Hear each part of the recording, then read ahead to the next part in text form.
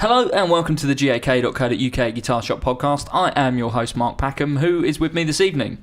Hello, my name's Matt, Joe and Jay, and I'll be here for bass-related queries, managerial queries, and assistant managerial queries. Assistant to the regional manager. Assistant to the regional manager. Jay's still not here. Jay's not here. I think we've lost him. And now he's taken Joe with him. Yeah. So, we've never done one of these before, just a double header this evening. I don't know what to do. Question time. Yeah, so basically, because there's only two of us here, we're not going to tackle anything too heavyweight this week. We'll wait till the other two boys are hopefully back next week. Well, we're nearly up to 50. When's 50? We've done 50. Have we? This is 52, I think. I thought we were having like a little mini birthday celebration. No, I think let's do that for the anniversary, which is in May. We'll do something fun. That is also soon. To plan. I know, indeed. It is really soon. So we're not going to tackle anything too heavyweight tonight. I put a shout out for some questions, and we got a few. And I thought we'd just do a little short podcast while it's just the two of us to answer some of your questions. Before we start, if you ever do have any questions, feel free to email them into us, podcast@gak.co.uk. All right, first up is Max via email. He says, I've just purchased a Boss PW10 VWAR. I got it really cheaply because the other person had it, didn't like it. The phrase he used was, I think it sounds like ass. Brilliant. He may or may not have been referring to donkeys. Looking at some YouTube videos, I know what he means. Messing about with it though, I'm quite pleased with it. It has a univibe, a blues distortion, and the wah range is adjustable. That said, you can't switch the distortion off. You have to set the drive knob to 0 instead, and programming involves switching it on and off again, which just kind of sucks. It could have been a great pedal with a couple of changes, but it's not the bad pedal people think it is. So the question is, what are your most underrated pieces of gear, or gear that gets a bad rep because it does something badly and people overlook what it does well? So basically, Max is saying he's got PW10, loads of things he likes about it, but the things that it does badly, people have kind of overlooked it because of that. Because it is a good pedal. I just think with wah with loads of presets, I mean, do you need more than one wah sound sometimes? The argument really with wah is like, why would you ever just not get a standard crybaby? Yeah, I mean, I saw a wah pedal the other day that had a graphic EQ built into it. Yeah, I mean, you've got things like the Korg New Vibe, which we talked about, like a univibe where you can set the waveforms. I mean, amazing, but I mean, how much are you really going to use it? You're not going to go, oh yeah, I need to tweak the particular range or whatever all the time. I don't necessarily think that people overlook the PW10 because of the things outlined there. I think it's just very, very hard to do a new wah pedal. You know, you've got to go a long way to beat the wah that was used on all of the records that you associate with like good wah playing. Yeah. And that is Crybaby, and there's some Vox stuff in there as well. But yeah, I mean, Boss tried to do something different, but in the email he says you can't turn the drive off, which I don't remember being true. It's been a long time since used one. You've got mode, and then frequency adjustment, and then drive. And yes, you turn the distortion all the way down to turn it off, but you've got 3 presets on the heel, so you should be able, and it should capture like a screenshot of the front. So in theory, you should be able to have a preset with no distortion and a preset with distortion. Maybe what he's saying is that there's no like button to turn it on and off. Like to be honest, I can't remember because they've been discontinued for a while. They have. Boss haven't replaced it, have they? They've not done a wah. No. I think they realise that there's not. I mean, there's a wah in the multi-effects generally, isn't there, or something like that. And it kind of covers it. Like you say, it's just one good wah sound. The Univibe sound was good though. That was quite cool. Yeah, same definitely. as the actually one underrated piece of gear which I don't think is available anymore, but it's just worth an honourable mention, was the Digitech Expression Factory. Yeah, amazing, because it had 7 different model distortions in it, and then it had 7. Like, it had a whammy, 2 wahs, some patches from the space station, like the crazy like octave up stuff. That's all that like real shimmery, like reverby stuff. And like really like. I don't think people ever kind of really paid it much attention because it came and went quite quickly and got discontinued quite quickly. But it was quite cool though. I think some good sounds on it. I think bar the whammy, Digitech in general, and the what they call the hardware pedals that they also do, are massively overlooked as a range. Yeah, like things like the Bad Monkey, what a wicked pedal. Yeah, 39 quid. They might even be less than that. I think they're now 25 quid, something like How that. can you know? And people are going, no, yeah, amazing. They're like Diddy, and they're like 59 quid. It's like, well, hold on, get yourself a Bad Monkey for. I'm just going to confirm that now. Hang on. I know they are like they're super cheap. Yeah, like crazy cheap. Well, £26.74p. I mean, how much was the bass synth and the guitar synth when we were talking about it? Not a lot. They were like 35 quid or something. That's like that, one of my most overlooked bits of gear, and we talked about it before. The Digitech bass synth, bass synth wah, I think it was called. Yeah. Just a brilliant little pedal. Like for me, like quite a bit better than the Boss one, and better than most other bass synth pedals out there. Yeah, like, and if you really wanted to, like, you know, people go, oh yeah, but that guy from Muse uses that Akai one, and yeah, they're amazing. It's like, yeah, well, if you want to get one second hand for 600 quid, yeah, just get one of them. But the amount of people that come in asking for like the Electro-Harmonix bass synth and things like that, which is a different thing. I think most of the time what they actually could do with is just one of those Digitech ones with like some good presets that you can just mess around with. Well, they were actually usable, do you know what I mean? The synth sounds would like track really well. Like the Moog one, the Electro-Harmonix one's good, but it's basically like a Moog synth for your bass. Yeah. So it's kind of like, you know, you might have some quick attack, but it doesn't track amazingly well. But then that's part of the charm. But then they're quite big, and then like when you find a sound, because it's all analog, when you find a sound, then you try and dial it up again. It doesn't work the same way. Yeah. Where this one is just kind of like, and it's got some good auto wires on it as well, which you might use on bass more than you might use on guitar maybe. But on the subject of Digitech and Dodd, have you tried out the new Dodd pedals yet? I don't think are they here yet? They have arrived. Maybe I'll get them in tomorrow then. What's it called? The 250 overdrive preamp? The preamp, yeah, which is they're famous for Yngwie Malmsteen. Yep. Running into his Marshalls and making them loud. And the phaser, which is, I can't remember what they've called, what the phaser's called now. I will look it up. But they, you know, I mean, the 250 preamp is like a legendary pedal. I was going to say, you know, in terms of actually like stuff that's overlooked, like that, the original version of those, and I'm assuming the new ones, like people do like them, but it's only like a real small section of guitar players that even know what that is. But that is a proper classic pedal. Yeah. And I think sometimes there's gear out there that, I mean, it's so good, but it's just too expensive as well, which it gets overlooked just because of the price. Like, I was messing around with a Moog low-pass filter pedal, and like expression pedal on that, like in terms of wah, like it's not just a wah, it's actually like a low-pass filter, and the amount of amazing sounds you can get out of it. But you know, they're like 250 quid, so sometimes you lose out on that because you just go, well, that's just too expensive. Yeah, and it's just out of most players' price range. Can you think of anything where, like the question says, like pedals that do one thing like particularly badly, and that's kind of caused people to just kind of not look at them in general? Well, I mean, we were briefly discussing the distortion sounds or the programmed sounds in things like the GT100 or the Line 6 Pod or stuff like that, because those pedals do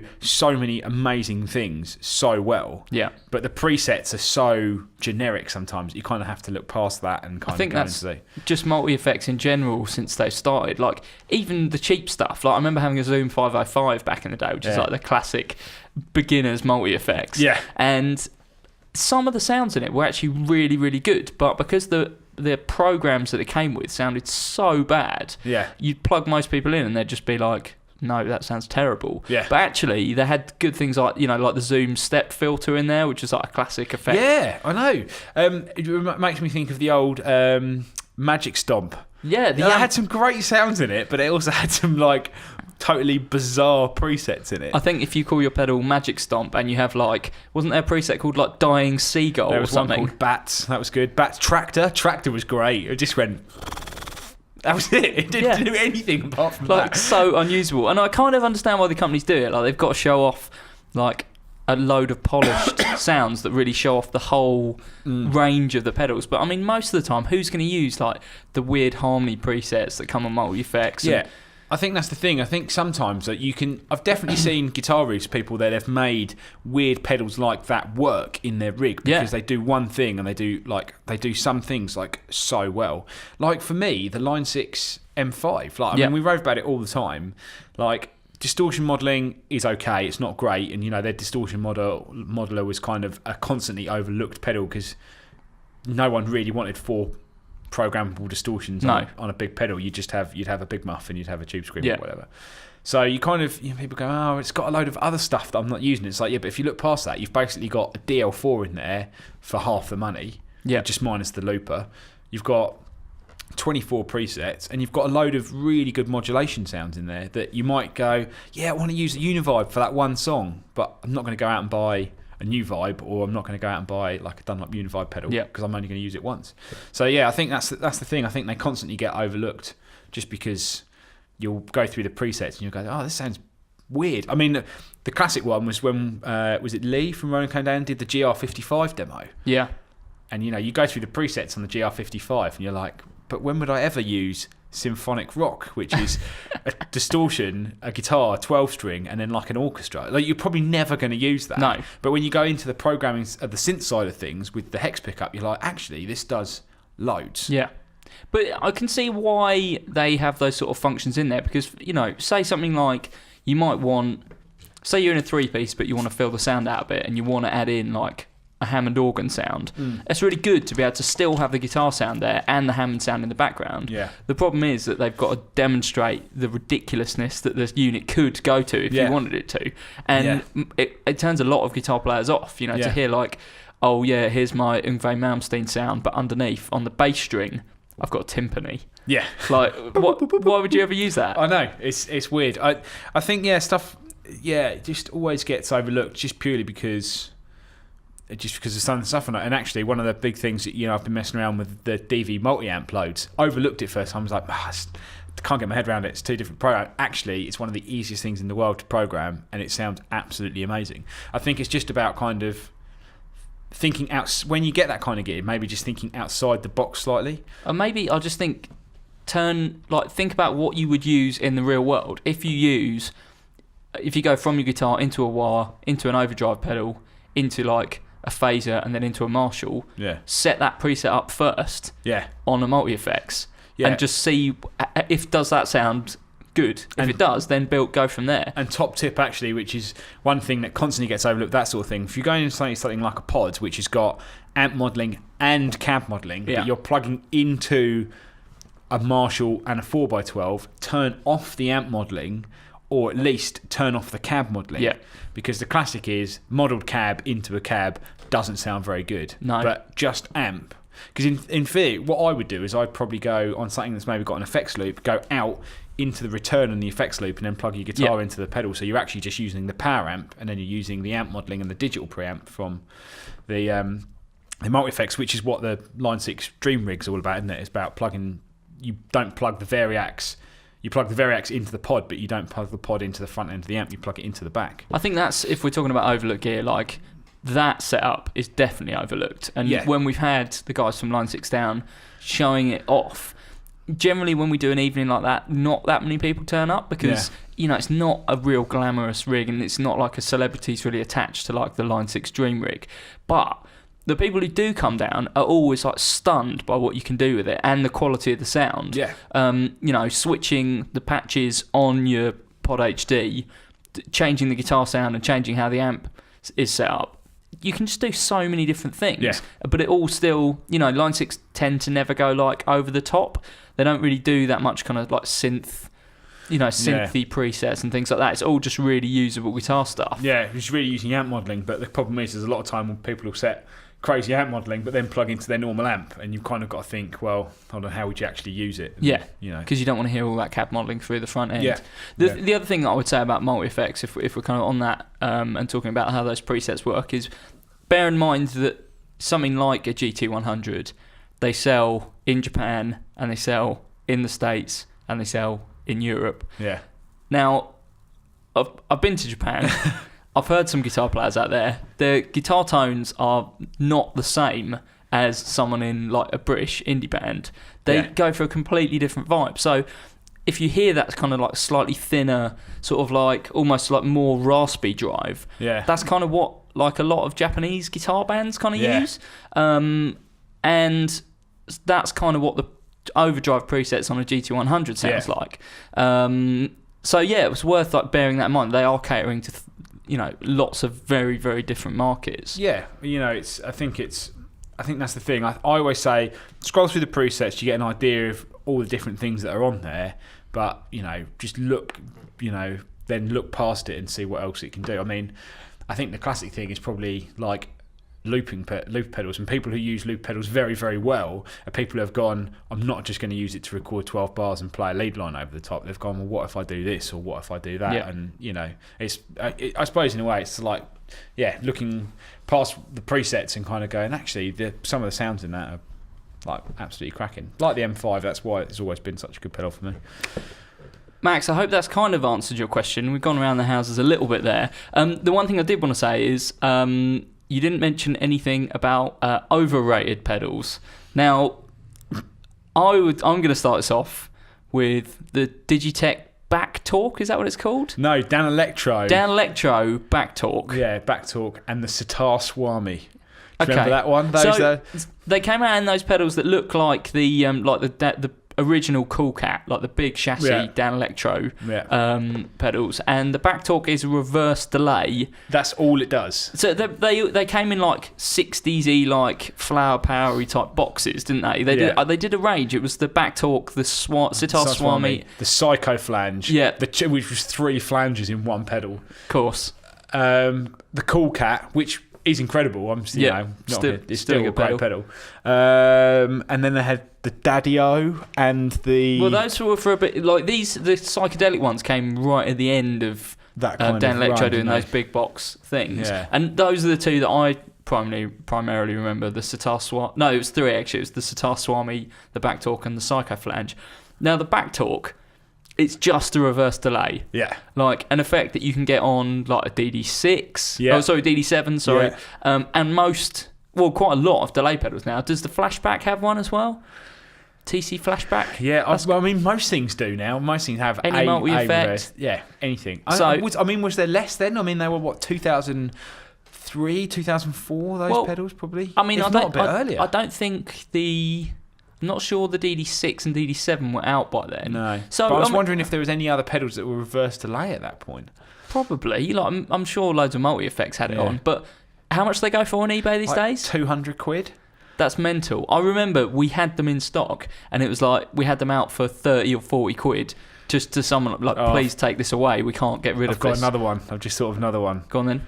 The Digitech Crossroads Eric Clapton pedal. How much do they go for? They went. They don't go for anything now, but they were like totally overrated. I honestly, I just didn't rate them at all. Yeah, because they had two presets that were effectively exactly the same.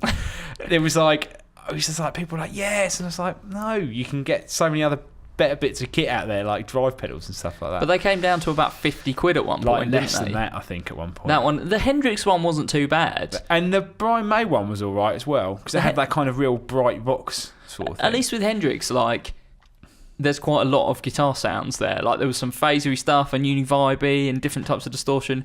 With Clapton, like, the sounds just kind of we're probably going to get in trouble for that, but I'm not saying that Clapton only used like 2 guitar sounds, but on the pedal itself, they'd taken a very narrow snapshot. Well, they'd taken Layla and Layla acoustic, but it had no acoustic modelling on it, really. So one just sounded really, really bad. All the hits. Yeah, all the hits. But yeah, no, those Dan Electro ones were definitely... But actually, that reminds me of an underrated bit of gear, which is the Real Echo. Yes. That's a great sounding pedal. It really is. Are they still current? I think so, yeah. The ones that, for those who don't know, the Dan Electro Real Echo, it looks like a... It's got a picture of a tape on the front. Yeah, it looks like a tape Echo, but without the tape, But then it had the actual slider for doing it in the daytime, and you could do proper sound on sound, like looping, but old school, like on a proper tape. Yeah. And also, there was a reverb in that series as well, wasn't there, that you could kick? Oh, yeah, they had the kick pad, so you could like make it go boom, basically. But I think it said Thunder above it, something like that. Good pedals. Yeah, they were like big. There was an actual spring tank, which now Carl Martin do one. It's the same. But again, that was like 100 quid, well cheap for what it was. Yeah, and the Cool Cats, still amazing. They only do the Fab pedals now, which is a bit of a shame because those big ones were... Well, Dan Electro in general in a bit of a kind of funny state, aren't they? Because they release stuff and discontinue it, and some of it never even gets into shops. It's usually gone before. So they don't operate like any other brand. Yeah, it's weird because DC59s, the classic Dan Electro guitar, amazing.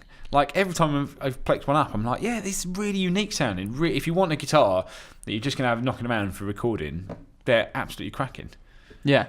But despite being made out of like plasterboard and like cheap plastic. Are they current at the moment? Yeah, I think DC50 at the moment. I think we're doing DC59s. You might want to look, but they do the crocodile or the snake, which is like blue, but it's got like it's all crocodile print rather than or alligator print. Might be called alligator. Let's have a look. But they do I think they're still current, but they do 12 string electric 12 strings that aren't that much money. So at the moment we've got, well, not what we've got, but apparently still available, 56 baritone. Nice. The Wild Thing. Oh yeah, is that the one that's? It's kind of like a weird sort of Moss-Wright-y. Oh yeah, yeah. The 67 Heaven. Okay. The DC59 modified, DC59 12 string, the Hodad. And the DC59 original spec double cut, which we've actually got in stock, which is the one that I think that comes in crocodile, maybe. Yeah, alligator orange. Doesn't make any sense. But yeah, it's just such a strange guitar line. And again, if we're talking about things that are overlooked, like because they're cheap, people kind of just think like they're beginners guitars, but they're not. They're very, very cheap to manufacture because that's how they're made and that's how they get their sound. And they've always been made that way. Yeah. And it's just how they are, but actually, for what they are, they're actually really cool. Definitely. So, Max, I hope that's, in a very roundabout way, answered your question and given you some ideas about what we think is overrated or underrated. Let's do another one. Andy on Twitter. Matt, this is definitely aimed at you. I'm glad you're here and I'm not stuck with Branton or Cross. Just you. Oh, God. Andy on Twitter says, accruing quite a few pedals these days. I need a pedal board. Idiot's guide and best order, please. So by that, what I think is he means what actual board should he buy, and what other components does he need, and what order do the pedals go in? Yeah. So should we start with boards? What boards we do? That makes sense. So you can get the Boss ones, the BCB 60 or the BCB 30. Really good boards, moulded plastic, got a power supply, solid, but generally they'll fit a wah, and they'll fit the double pedals, and they'll fit Boss size pedals, but not good if you're kind of like maybe you've got quite a few, or you've got like some bigger pedals and stuff like that. So good if you've got like maybe like 4 pedals and they're all like Boss pedals or a Tube Scream or a wah. For me, they've always, because the actual shapes are kind of moulded for Boss pedals. Yeah. For me, I've only ever recommended them if people are like, I've only got Boss. Yeah. And I probably will only get Boss. I really like Boss pedals. It's a really neat solution for that because they like clamp in, don't they? If you've got Boss pedals. Yeah, they're kind of like, because of the shape and they're just that tiny bit smaller, you can just kind of push them in, squeeze in. They don't even need Velcro or anything. They just works if you've got a Boss rig. They ain't gonna move. Yeah. But if you want to do anything weird or you've got any weird sized pedals, probably not the option for you. What's up from that? Also, what sort of price are those? The BCBs? BCBs is 109. Okay. 109. So then I say up from that. So obviously the cheapest pedal boards we do are the Stag ones. Yeah. Which are okay.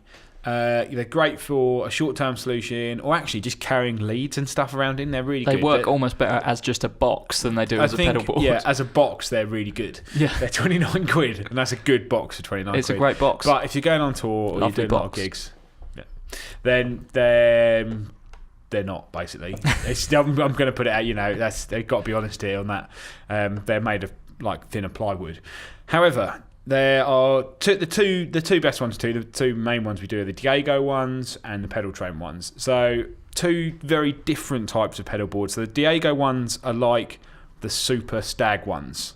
So, all like solid, thick, like wood that's all Tolexed, and then it's a lid that lifts off, and then underneath is the pedal board. So the whole thing is the board itself. So the bottom part of the box is the actual board itself, and then you've just got the lid on top. You're really good. 3 different sizes from like standard to I think like 32 inches, which is, or no, might even more. It might be 42. It's massive either way. The Torman. Yeah, they start off at the Gigman, then Showman, and then Torman. And the Tormans, and well, they've all come down. I think even the Tormans now are only about 120 quid. Let me confirm. And that. I mean, they fit like 40 standard Boss pedals. They fit a lot of pedals, basically. Yeah, did you have a Torman? I had a Torman for a while. 119. Wow. Yeah, they used to be like 170 quid at one point. And they are internal width, 40 inches across. Yeah. 120 1,020 millimeters. Yeah, that's a lot. Yeah. Really good and really solid. Really solid kind of, but they're quite heavy. Is the only thing, because the actual box itself is quite heavy.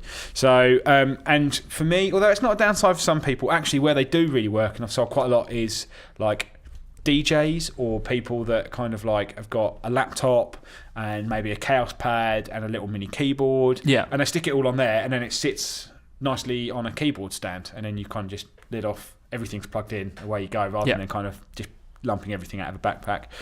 But from guitars, for me, because the board is flat, you can't run any cables underneath, so you can't kind of keep stuff a bit closer and a bit neater and everything.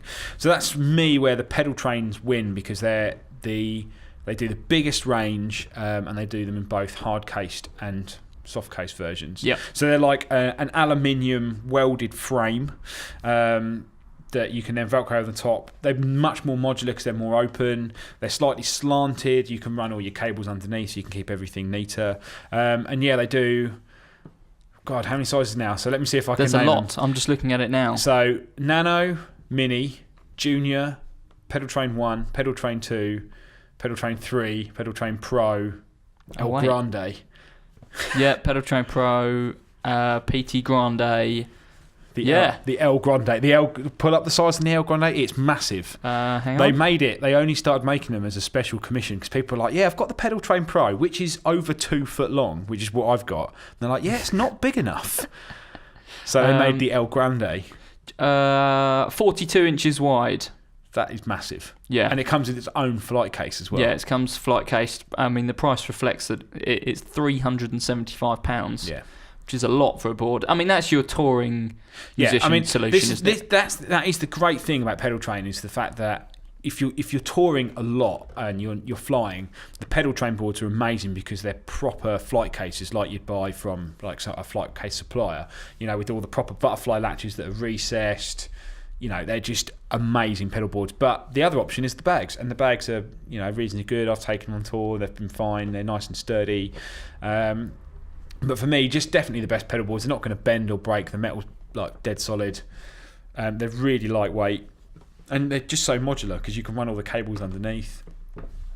Definitely the best pedal boards out there, I'd say. Worth mentioning, they do. So they obviously do the range of boards in case or in bag, but the next component that you'll need when you're building a pedal board, I guess, will be like the power supply. Yeah. You think how many pedals that you've got and kind of weigh up what your solutions are for that. And worth mentioning that Pedal Train also do a range of supplies. Can you remember what's available? Yeah, so the main two, PT 1250 and the Volto. Yes. The Volto is amazing if you're running like a Pedal Train Junior or a Nano or a Mini, because they're battery operated. And actually, where I think it really wins, people who busk, who want to take their pedals out that aren't necessarily battery operated, you can still just run them off that, which is amazing because it's a rechargeable lithium-ion power supply. Yes. Which is, really good. But also, it will also plug in for operation as well. So you can use it just like a normal power supply, but it gives you the option to unplug and charge it up as well. Go into the wild. And then you've got the PT 1250, which is their all singing, all dancing mega brick. I was just looking at this, £175 for a power supply. Sold one to a chap today, and we discussed at length different power supplies and the issues that occur from running cheaper power supplies. I don't think we sell a bad power supply, but if you're running a lot of pedals like me, and I'm running like an M5, 2 Strymons, and a load of other stuff, you'll get hum. There's no way around it, and you'll get grounding issues. Well, they're just drawing a lot of power. Yeah, but also because if you go for something where all the outputs are isolated, then all the grounds are separated from one another, and then that way it stops ground hum. And then that way, you go for a big power supply like that, you've only got one plug coming off your pedal board. Yes. You haven't got like loads of individual ones plugged in and stuff like that as well. And the pedal train one, the PT1250, although it's 175 quid, it's really nice if you've got quite a lot of pedals and you're running, say, like a Pedal Train 3 or a Pedal Train Pro, is that it screws and mounts underneath, so you don't have to have it on top of your board, and then you just have a power lead running out from the back of the pedal board, basically. What, in terms of outputs, what are your options on there? Will it do, can you change polarity on the outputs? You've got, I think, you might have to put up a picture because I can't remember. So you've got 8 outputs. Yeah, so... so you've got 4 high current outputs that give you 250 milliamps each. 210 milliamps. Okay, but I think they're switchable between 9, 12 and 18. So you've got one output that is switchable between 9, 12, 15 or 18. Yeah.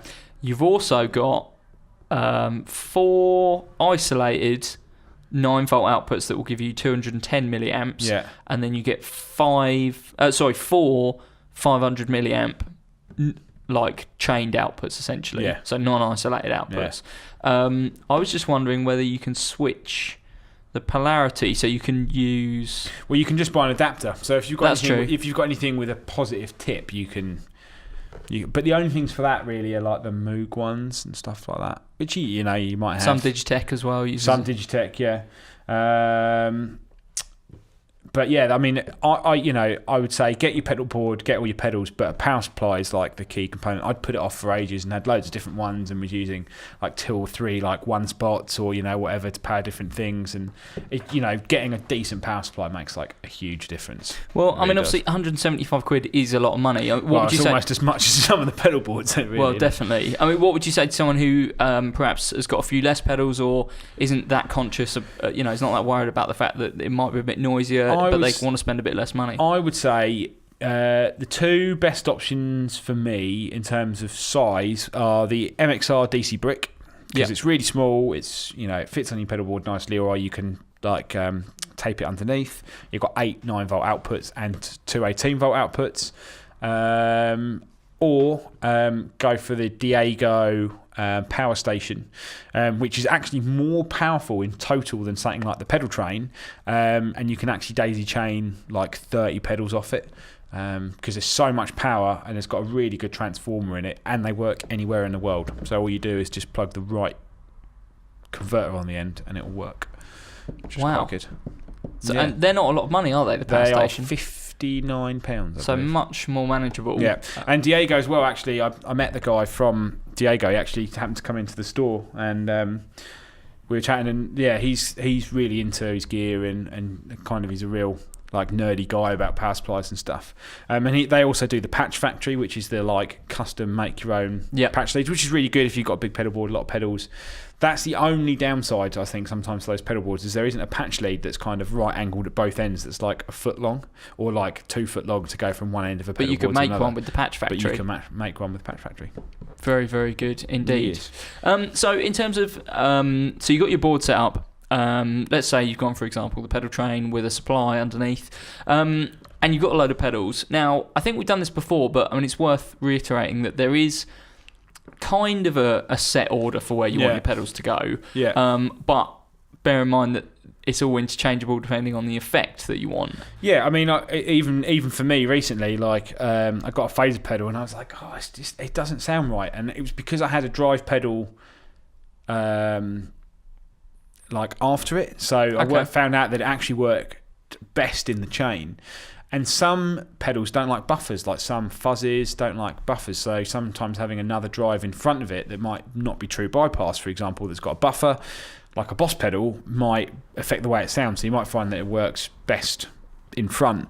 So I think there's like a rough guideline, but then it's kind of down to you. So I will do like pitch shifting effects, so like if you've got a whammy into a compressor, but either one of those could go either way around, because I suppose the way I always look at it is what you're actually doing to your guitar signal. Yeah. If you're going to have one of every type of effect, how would you realistically think it would sound best if you were going in? So worth mentioning tuner first as well. That's the other thing that I've seen that a few times. People have bought in a pedal board like, my tuner's not really registering, like it just doesn't sound like, it's not really accurate, and it's like, okay, well, where is it? It's lost in the chain on my pedalboard. It's like, no, you want the cleanest signal possible going into the tuner. Yeah, the only exception is if you're running it in an effects loop, and then I suppose it doesn't really, because it's not really on your board. Or I suppose bass players sometimes sit it at the end, but I mean, I would always have it first. Yeah, just cleanest signal possible. I mean, if you're using loads of pedals, then because so many times like I've had people with like a whammy, and obviously then I don't think they're true bypass, and they're like picking up a tiny bit of signal, and it's always showing like slightly sharp or something like that. Yeah. So tuner at the front, and then pitch shifting or compression or EQ. So one of those, if you've got either of those three, they need to go first. So if you've got all three, then I think it's entirely up to you. So like volume bass effects, basically the first thing after your pitch effects. Yeah. So I mean, I would say, because I sometimes say EQ, but then you might want an EQ in with a drive. So I mean, that's the thing. But compression for me, because you want the cleanest possible signal to compress, because then you want to affect that compressed signal. Yeah. And then I will, because I use an Line 6 M5, which I mainly use for modulations, and that actually sits at the front of my pedal board. And although I'd rather have some modulations after drives, things like phasers actually work better first. Okay. I've tend to find that recently, that some phasers tend to work better before like drives, and I think you'll find that with things like the Univibe and stuff like that as well. Okay. And actually, it's worth noting, because there's so many pedals out there, things like the Echoplex that we've talked about, the Dunlop Echoplex preamp. You could stick that at the front, or at the end of your pedal board, or even after a drive. So some pedals, you kind of just experiment with. And then, so we go from that, maybe a phaser if you've got it, or if you're then going into drives. Generally, overdrives, distortions, fuzzes, so least gain to most gain. Yeah. Because you'll tend to find if you've got a fuzz first and then you put an overdrive, it will sound a bit weird. Okay. But then if you put them before, you get just more gain. So if you kind of want them to interact differently, I tend to think with fuzz, you kind of want to smash the front end of a fuzz. So you if you put other gain-based effects before it, that'll give you almost most dynamic results from your fuzz. Yeah, exactly. It's got that kind of like wild amount of signal going in. And then and then you can have other modulations, and then delays and reverbs. Now, so many people go, well, you want reverb at the end. But the only reason I probably really run reverb before my delay is that I do like some looping stuff. Okay. And my delay pedal has got the looper function in it, so I need to have that before. So you want... But you could do either, really. You could do... I don't think it really matters that much, to be honest. It depends what you're using the reverb for. If you've got like a Hall of Fame Mini and you're just using it for a spring sound, then just have that at the end, and then that's like the spring in your amp. Yeah. But if you're using it for like loads of big ambient stuff, I tend to find that loads of really cool reverb, but then you've kind of got a delay sitting in the background. Yeah. I suppose that's the thing. Is that's the kind of order, but I mean, I'm always changing stuff around, thinking, that sounds better there. What sounds better there? Yeah, it really is. There is no best way of doing it, really. There's no real best practice for pedals. It is just play around. And once you've got the board set up and you can plug them into a power supply, that's like weeks of entertainment there. Like working out. Don't even plug anything in. Just like Lego. just mess around with them. I know you had the day off yesterday. Did you spend any time working on the board? I did. That was where I was actually messing around with the phaser and trying to get it to sound. So I messed around. I've got like a programmable switching system, so I was kind of like messing around with that. And messing around with the soul food as well. That pedal is absolutely bonkers. Worth mentioning while we're on the subject, Electroharmonic Soul Foods are going for silly money on eBay already, even though they're a current stock item, because people think that they can't get them because they've been sold out everywhere. We've actually got, at the time of recording this, we've got them in stock. So don't be buying them on eBay for like 90 quid or however much they're going for, 100 quid. How much are they in store? 50 quid?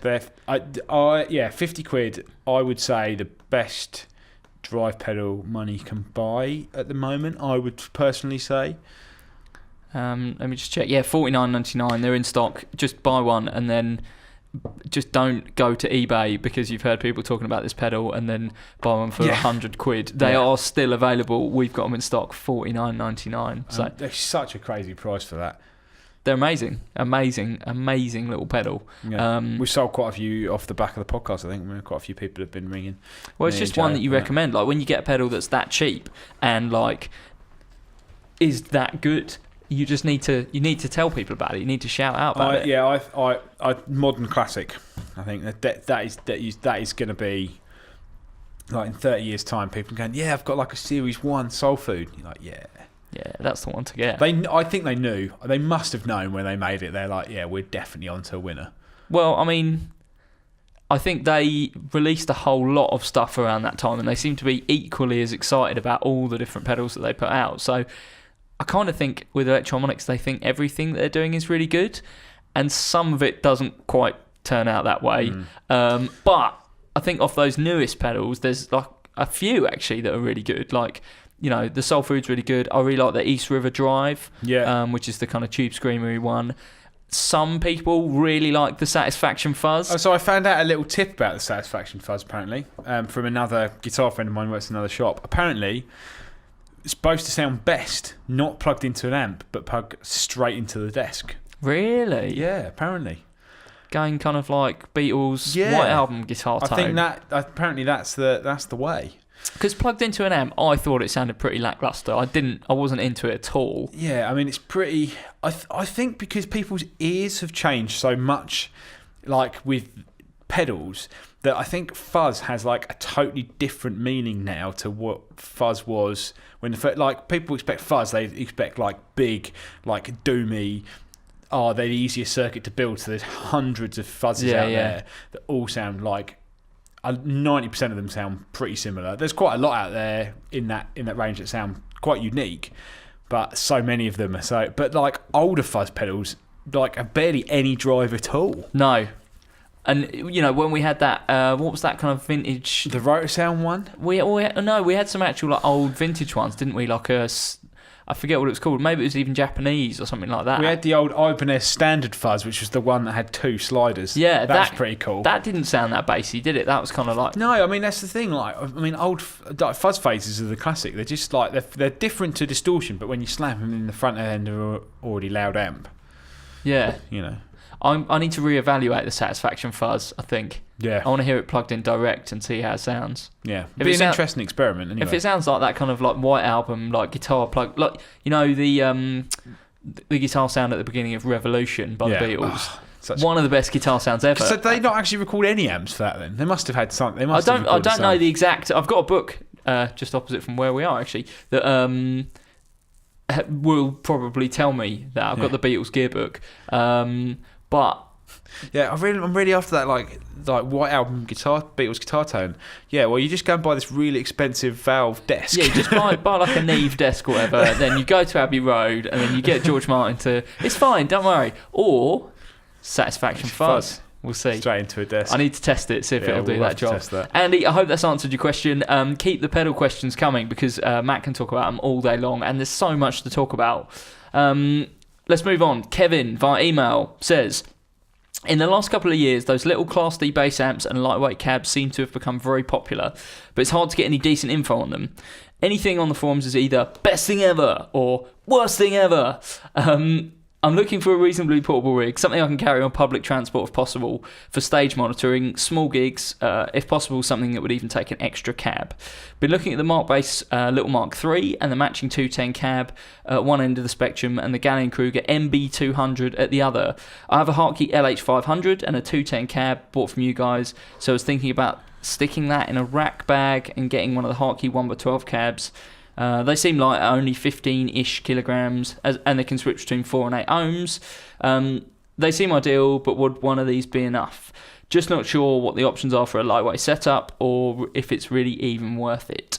I guess I'll take this one because I know a bit about this, being a kind of bass guy when Joe's absent. And a long-term Mark bass. Well, and a long-term Mark bass player. So let's put my cards on the table. I have got a Mark bass Little Mark 1, one of the yellow chassis ones, like where the whole box is yellow. Were they the first ones? They weren't the first amps they made, because before that... So Mark Bass started off making bass amps for Music Man, and there's some like very rare amps out there that are Mark Bass made, Music Man branded. They sound really good. Yeah. Not D-class power amps though. And this is kind of the key to why those early ones are worth quite a lot of money.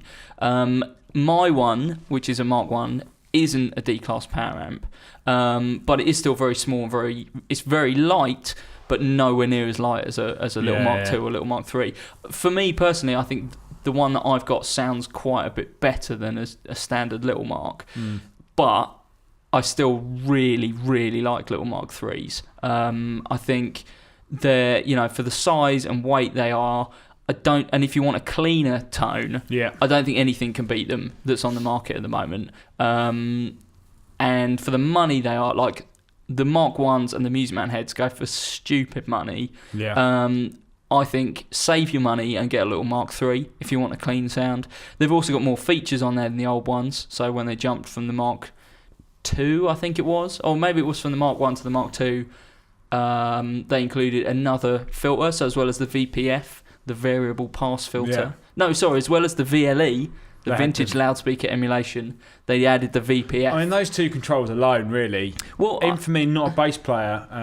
In fact, actually, I say not a bass player. I did play bass for a while, and I did own one briefly. Actually, I had a little Mark which I took on tour, and it was amazing. They virtually. The great thing is, there's virtually no setup. They're almost like. Well, this is the thing. So on the controls on the little Mark, and this has been pretty standard since they started doing them. 4-band EQ. So bass, treble, and then 2 mid, so high mid, low mid. And then now on the current model, the VLE, vintage loudspeaker emulation, which is basically like a treble roll-off, but it does it in a very clever way that also includes like compression techniques. So with it off, you're hearing a flat signal. With it all the way round, it's supposed to sound like a really old 18, like an 18-inch driver. And it kind of even translates, even if you're using a small cab. So if you want a real thuddy bass sound, but you're using a 12-inch driver for convenience, like of how small that box would be, you can put that VLE all the way around and get something really fat and really thuddy sounding. And then the VPF kind of does the opposite, really. It does things to the mid-range to go from... Mark bass have naturally quite an aggressive but clean sound, but when you turn that VPF all the way round, it scoops that mid for a much more kind of like modern hi-fi, like clicky sound, like much more top end, much more bottom end. And the good thing about them is it's not just a switch, it's variable on both those controls, so you can get as much or as little of that as you want. But anyway, back on topic, I guess, I would highly recommend the Mark bass if you can spend the money. Big Mark bass fan for a while. I think if you want to take a small combo out, I mean, we all have definitions of small, but I really like the 210 combo they do because it's in a kickback. So 2 10-inch drivers, and it's got the little Mark III head built in, which is called, confusingly, the Combo Head 2. But it kicks back, so you can tilt it back to either have in front of you and fire up at your face, or if you have it behind you in a standard sort of band setup, it will fire up kind of at ear height, basically. Rather than if you go for one of the 15 combos, it will just fire out along the floor, which is kind of good if you want like low rumble, but if you want any definition, you're much better off going for the 210. And it's still a two-handed lift, but you could definitely take it. You could take it on the train without too much of a hassle. The reason I recommend it is that it works really well if you're thinking of getting a combo and cab set up. Having a 210 is really good for small gigs because it's ported, so you still get quite a lot of bottom end, but like I said, it fires up at head height with loads of definition. But if you are doing a bigger gig, stick that on top of a 15, you're drawing the full power at 4 ohms out of the amp. And I mean, that's just a monster rig and in 2 fairly lightweight boxes. Definitely, if you can spend the money, definitely look at the Mark bass. Highly recommended, and that's the setup that I always recommend. I also recommend just one of the little 1x12 cabs. I think they do an NY 121. I remember when I started, and I used to cover you out in basses on occasion, and they used to do that little diddy one that had like 2 6-inch speakers in it. Yeah, the was that the Micro Mark? Mini Mark. The Mini Mark was that one. The Micro Mark is the single 1x5.5-inch driver, I think. But even that was like amazing for what it was. Like so loud. I mean, they're just really, really well thought out and super, super reliable amplifiers. So I think if you're going to go for a single cab on the Mark bass, the one to look at is the NY 121, which is a single 12. I would say for me that's a lot better than just taking like a single 15. Yeah. Because you get a lot more definition, but you also still get bottom end. And I think you've got a piezo tweeter in there as well, so it can really tackle that kind of And high they've all got. slap. Do they all got DI out as well? Or line All out? the heads have got a line out, and on the new Mark Bass you've got line level out as well, and I think a mute on the little Mark III as well. So just really usable. On the other side of things, like I said, Mark Bass will do that sound, that real clean, punchy, hi-fi sound if you want it, and it will do some other things very well. If you want more of a dirty sound, I would highly recommend the Orange Micro Terror, not Micro Terrors, Bass Terror. Yeah, and they do a 500 and a 1000. Yeah, the 1000's slightly newer, isn't it? They've only added that to the range recently. So yeah, the TB 500H, 495 quid, or the TB 1000H, 644 pounds. They don't do clean, really. They're very, very aggressive sounding. Yeah, they sound great though. And I think if you purposely want to kind of drive it up, they're much better than the Mark Bass, because Mark Bass doesn't really have an input volume control. It's just a volume control that governs the whole amp, whereas these have obviously got a valve in the front end, and they've got that drive control to just bring in loads of gain. Highly recommended. Again, tiny little kind of lunchbox size amp. Not mega money. Again, reliability is pretty good on them, certainly built for a gigging musician. And they also do a nice range of little cabs. They do things like... They do the all those... Is it the isobarics? Isobaric cabs, which are speakers mounted behind each other, essentially. And then the change in pressure provides a doubling in volume. I don't really know how the physics work, Magic. But all I know is they're a small box and they're really bloody loud. Yeah. That's another option, really, if you wanted to go down a much more kind of rock focused. Yeah. If you're more used to that kind of, almost, I guess, more kind of British, beefier bass sound rather than the very clean, very crisp hi-fi sound, then the Orange is definitely one to look at. As for your existing Hartkey setup, even, I think... if you're thinking about going on public transport or going in a small car, I think things have kind of moved on from that now. I think probably the LH500 actually is a wicked sounding amp. Yeah. But great if your band has got like a lockup and a van that you can use every week to get to the gigs that you do. If you want to go on the bus or on the train or take a small car out, then I personally think there's better options. Like I said, Mark Bass for a cleaner sound, Orange if you want to get a bit of drive on there. Kevin, I hope that answers your email. If you want any more details, I would say speak to Joe. Drop him an email, joe.branton@gak.co.uk. I think he will probably give a more concise answer than I could. Yeah. But for me, those are your best options. One last question, and then we'll wrap this two-header up. This one comes in from Boss Extraordinaire, Boss UK Product Manager, Jamie Dorr. Who's a friend of the podcast, been on the podcast a few times. He's got an email actually about Strats. He Not says, about Boss products. Not about Boss products. Not testing our knowledge on. He says, what's the best way to get to copy a custom guitar but without the custom price? For example, which black Strat would I need to buy to get the right neck and colour? Where can I get the age pickups and other bits to pull off a semi-convincing Gilmour? Not necessarily to get bang on, but just nail the vibe. I've been inspired by the Fender American build experience and gave myself gas for a black Gilmour-esque Strat.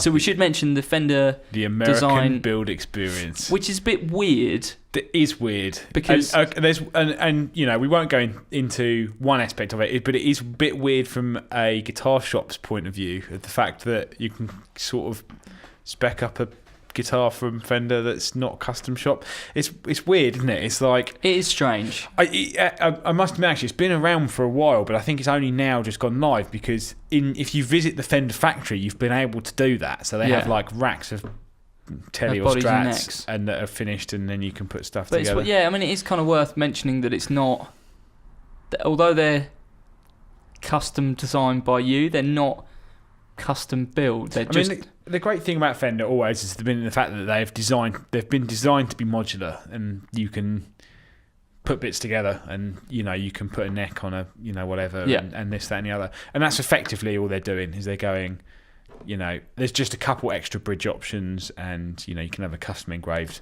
neck plate or whatever. But it's effectively like I've bought this strap body, and the neck pocket is universal, so swap them whatever. around. Yeah. So and we've got much more to say about the Fender American design experience, but maybe we'll save that for another podcast. I think. Yeah. I think what essentially Jamie is saying is. He's poor. He doesn't get paid enough by Boss, and he wants to buy a black custom shop Gilmore Strat, but he cannot afford a custom shop one. He has not sold enough DS1s to. No, we need to up the DS1 game for him. So how can he get a Gilmore Strat? And his question actually, I think, was a bit longer than that and was a bit more generic. Like, what's the best way to get a Stars guitar with not spending much money? Yeah. But let's focus in on the Gilmore, because I assume plenty of people listening to this will be a fan of David Gilmour and interested in that guitar in particular. And and it's almost a bit like people who are really into like Hank Marvin's, the fact they don't make a Hank Marvin style guitar without they make a 50s classic vibe Squire, and then you can buy a custom shop one, so you can either buy a really cheap one or a really expensive one.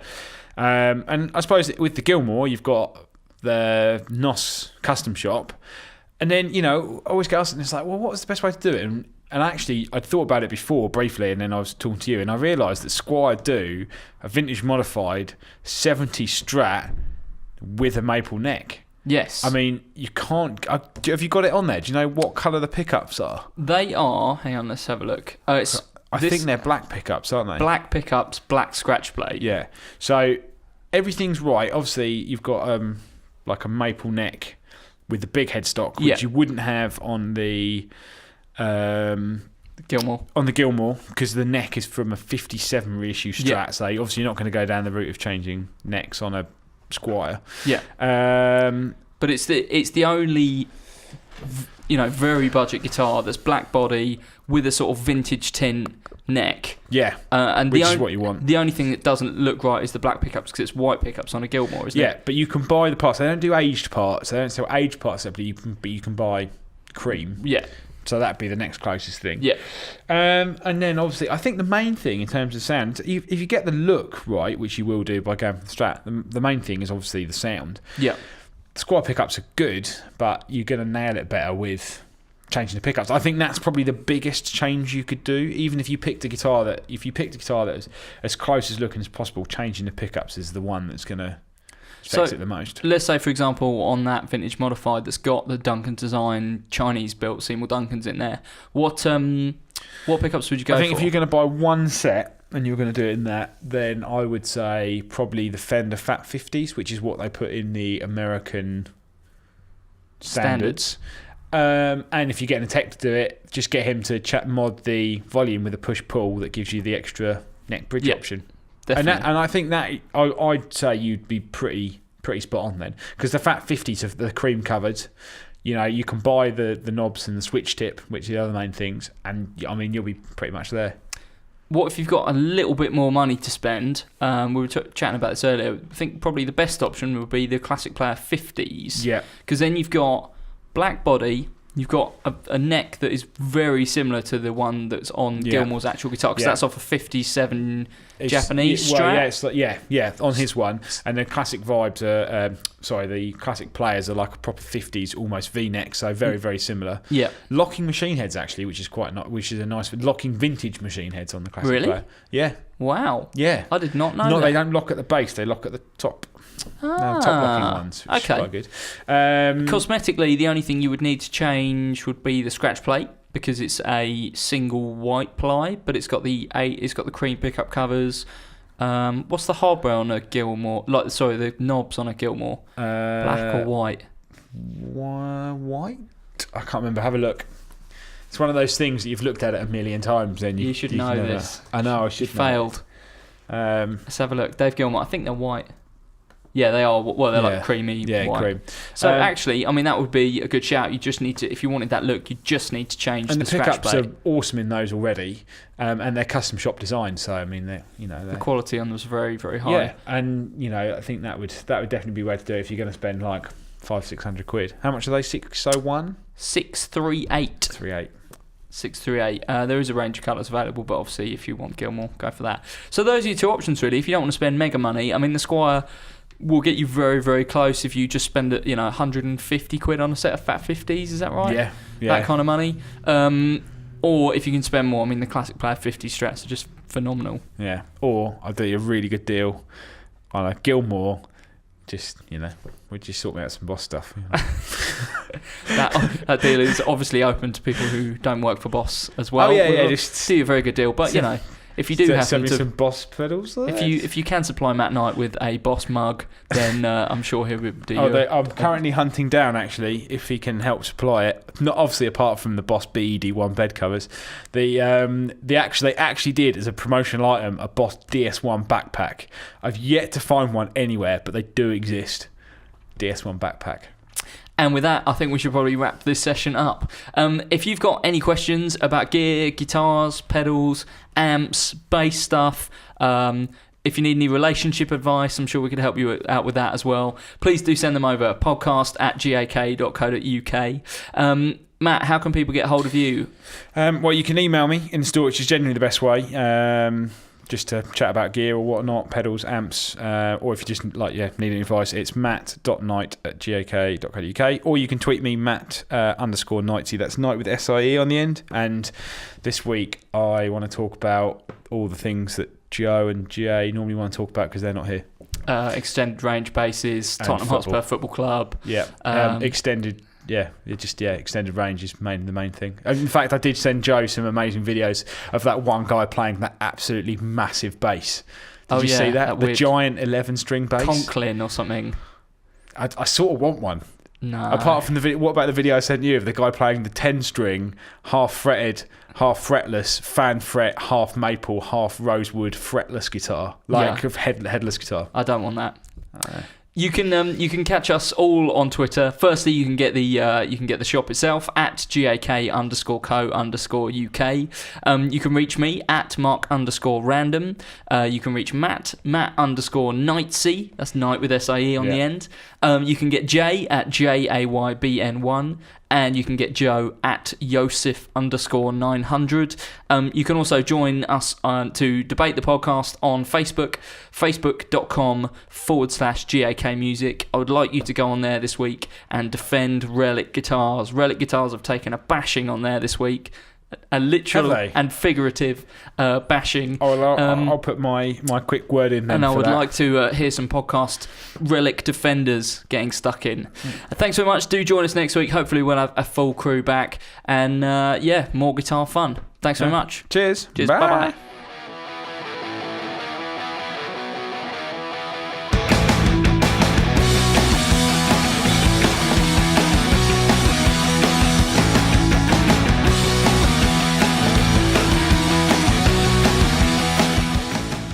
What?